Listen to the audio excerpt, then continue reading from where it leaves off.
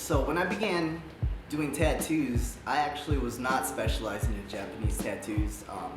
I did whatever just came through the door at a walk-in shop. So, I wasn't doing Japanese style like the entirety of my career.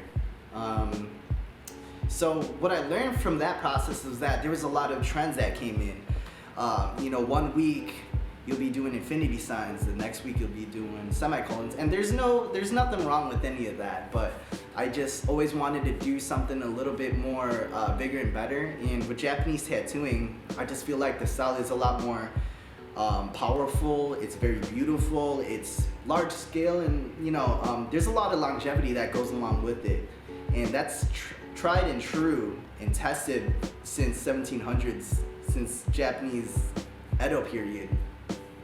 So when you talk about like imagery with dragons, with phoenixes, koi fish, there's a long history and culture and story behind it that people have been getting for forever. You could think of the 90s, the 80s, now people are still getting those imageries, and I just kind of want to preserve that culture because I do think it's important to continue that tradition.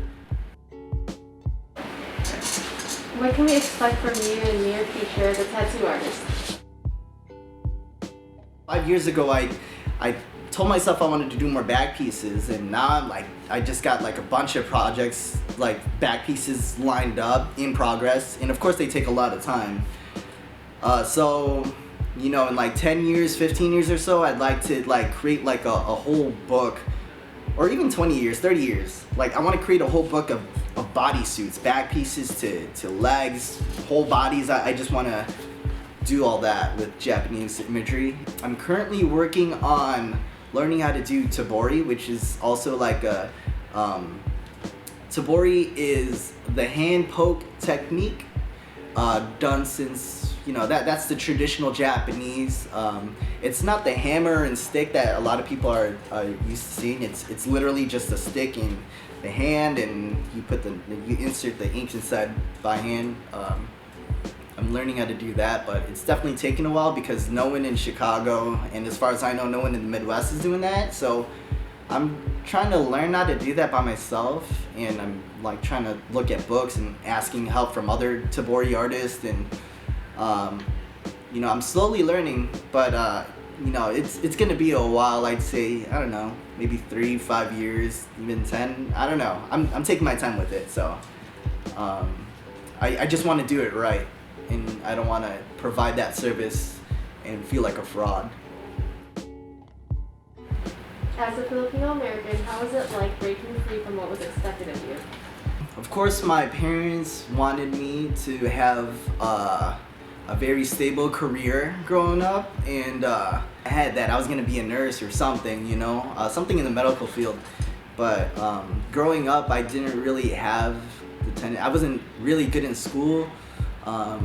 I was always drawing, I was always dancing, I was playing music, I was in a band, and art was just something that was always a part of me. I told my dad, what if I could find a career that I could just, love and do, like be an artist or something like that? What if I could do all that and still make the money?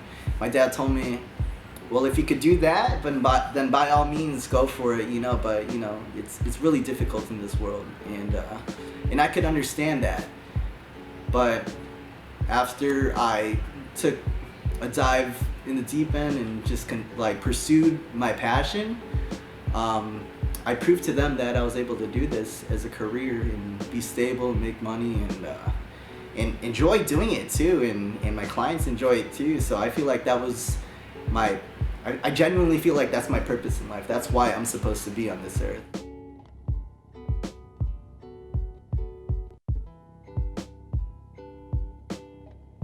My mentor, the person that taught me how to tattoo, he told me this quote, which will pretty much wrap up this whole idea. And that quote was luck. There's no such thing as luck. Luck is merely when preparation meets opportunity. So you know, in doing everything that I did, I was prepared for the moment that someone knocked at my door and said, hey, are you ready to do tattooing? My name is Rhyno. I'm a tattoo artist. What gives you soul?